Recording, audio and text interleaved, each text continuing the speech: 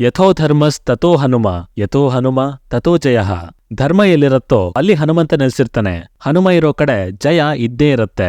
So ಅಂಥ ಶಕ್ತಿಯನ್ನೇ ಮುಂದಿಟ್ಕೊಂಡು cinema ಮಾಡಿರೋ ಈ ತಂಡಕ್ಕೆ ಅವ್ರು ಅನ್ಕೊಂಡಿರೋ ಜಯ ಸಿಕ್ತಾ ಇಲ್ವಾ ಹೇಳ್ತೀನಿ ಬನ್ನಿ. ಹನುಮಾನ್ ಇದು ಪ್ರಶಾಂತ್ ವರ್ಮಾ ಅವರು ಡೈರೆಕ್ಟ್ ಮಾಡಿರುವಂತ ಸಿನಿಮಾ. ಹನುಮಂತು ಇಲ್ಲಿನ ಮುಖ್ಯ ಪಾತ್ರದ ಹೆಸರು ಅಂಡ್ ಅವನಿರೋ ಊರು ಅಂಜನಾದ್ರಿ.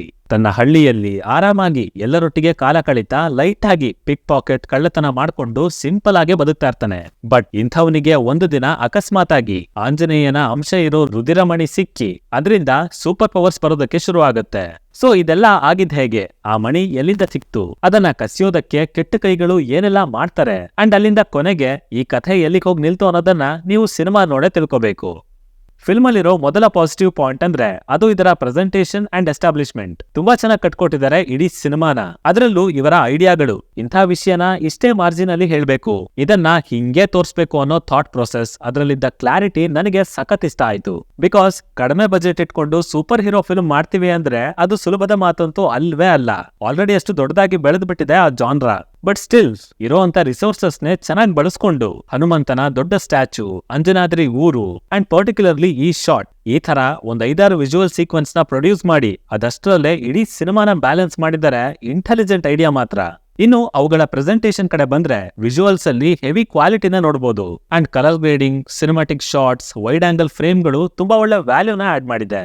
ಅಫ್ಕೋರ್ಸ್ ಕೆಲವೊಂದು ಕಡೆ VFX ಚೂರ್ ಆರ್ಟಿಫಿಷಿಯಲ್ ಅಂತ ಅನ್ಸತ್ತೆ. ಬಜೆಟ್ ಲಿಮಿಟೇಷನ್ ಅಲ್ವಾ, ಏನು ಮಾಡೋದಕ್ಕಾಗಲ್ಲ. ಎಸ್ಟಾಬ್ಲಿಷ್ಮೆಂಟ್ ಅಂತ ತಗೊಂಡ್ರೆ ಅಂಜನಾದ್ರಿ ಬೆಟ್ಟ, ಆ ಲೊಕೇಶನ್, ಆಂಜನೇಯ, ಅವನ ಅಂಶ, ಹೀಗೆ ಎಲ್ಲದನ್ನು ಹಂತ ಹಂತವಾಗಿ ಡಿಫೈನ್ ಮಾಡಿದ್ದಾರೆ.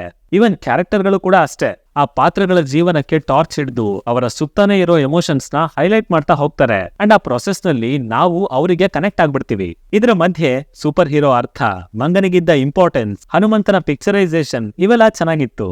ಇನ್ನು ಪರ್ಫಾರ್ಮೆನ್ಸ್ ವಿಷಯದಲ್ಲಿ ಆಲ್ಮೋಸ್ಟ್ ಎಲ್ಲರೂ ತಮಗಿದ್ದ ಪಾತ್ರನ ಅಚ್ಚುಕಟ್ಟಾಗಿ ನಿಭಾಯಿಸಿದ್ದಾರೆ.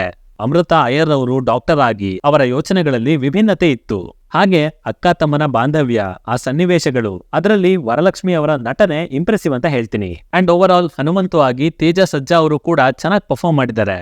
ಇವೆಲ್ಲದರ ಹೊರತಾಗಿ ಫಸ್ಟ್ ಹಾಫ್ ನ ಬಿಲ್ಡ್ ಮಾಡಿದಂತ ರೀತಿ, ಸ್ಕೂಲ್ ಹತ್ರ ನಡೆದಂತ ಫೈಟ್ಸ್, ಆ ಹ್ಯೂಮರ್ ಅಂಡ್ ಕತ್ಲಲ್ಲಿ ಕಾಡೊಳಗೆ ಗುದ್ದಾಡಿ ನೆಕ್ಸ್ಟ್ ಅಂಡರ್ ವಾಟರ್ ಒಳಗೆ ಹೋಗಿದ್ದು, ಆ ಟೋಟಲ್ ಸೀಕ್ವೆನ್ಸೇ ಇಂಟ್ರೆಸ್ಟಿಂಗ್ ಆಗಿತ್ತು. ಚೆನ್ನಾಗಿ ಡೈರೆಕ್ಟ್ ಮಾಡಿದ್ದಾರೆ. ಇನ್ನ ಅದರ ಜೊತೆಗೆ ಸಂದರ್ಭಕ್ಕೆ ತಕ್ಕ ಹಾಗೆ ಬಂದು ಎಲಿವೇಟ್ ಮಾಡ್ಬೇಕಿರೋ ಜಾಗದಲ್ಲಿ ಇಂಪ್ಯಾಕ್ಟ್ ಕೊಟ್ಟಂತ ಮ್ಯೂಸಿಕ್ ಅಂಡ್ BGM ಸಹ ಇಷ್ಟ ಆಯ್ತು.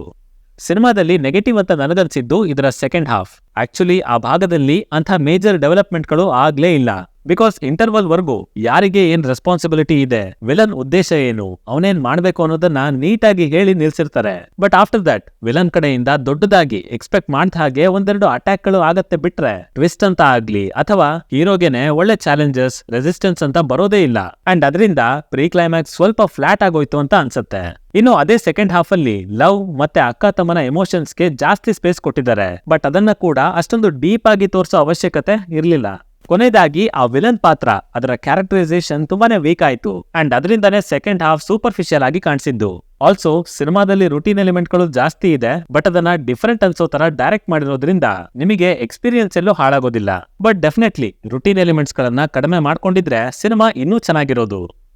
ಒಟ್ನಲ್ಲಿ ಹೇಳ್ಬೇಕಂದ್ರೆ ಸಿನಿಮಾ ನನಗೆ ಇಷ್ಟ ಆಯ್ತು. It's A good watch. ಆರಾಮಾಗಿ ಕುಟುಂಬ ಸಮೇತನೆ ನೋಡಿ ಬರಬಹುದು, ಯಾವುದೇ ಮುಜುಗರ ಇಲ್ದೇನೆ. ಹಾಗೆ ಮುಂದೆ ಬರ್ತಾ ಇರೋ ದೊಡ್ಡ ಸಿನಿಮಾಗೆ ಪ್ರೀಕ್ವಲ್ ಆಗಿ ಒಂದು ಹೊಸ ಸಿನಿಮಾಟಿಕ್ ಯೂನಿವರ್ಸೇ ಶುರು ಆಗ್ತಾ ಇದೆ. ಸೊ ಆ ರೀತಿ ಯೂನಿವರ್ಸ್ ಕಾನ್ಸೆಪ್ಟ್ ಗಳನ್ನ ಇಷ್ಟಪಡುವಂತವ್ರು, ಈ ತರದ ಹೊಸ ಪ್ರಯತ್ನಗಳನ್ನ ಸಪೋರ್ಟ್ ಮಾಡುವಂತವ್ರು ಖಂಡಿತ ಹೋಗಿ ನೋಡಿ. ಎಂಟರ್ಟೈನ್ಮೆಂಟ್ ಮಾತ್ರ ಮಿಸ್ಸೇ ಇಲ್ಲ. ಆದ್ರೆ ಇದನ್ನು ಮೀರಿ ಉಳಿದವ್ರಿಗೆ ನಿಮ್ಮಿಷ್ಟ ಅಂತ ಹೇಳ್ತೀನಿ. ಇನ್ನ ನೀವು ಆಲ್ರೆಡಿ ಸಿನಿಮಾನ ನೋಡಿ ಆಗಿದ್ರೆ ಕೆಳಗಡೆ ನಿಮ್ಮ ಒಪಿನಿಯನ್ ಗಳನ್ನ ಕಮೆಂಟ್ ಮಾಡಿ ತಿಳಿಸ್ಬಿಡಿ. ಓದೋದಕ್ಕೆ ಹಾಗೆ ಓದಿ ರಿಪ್ಲೈ ಮಾಡೋದಕ್ಕೆ ನಾನಂತೂ ಕಾಯ್ತಿರ್ತೀನಿ. ಸೈನಿಂಗ್ ಆಫ್, ಲಿಖಿತ್.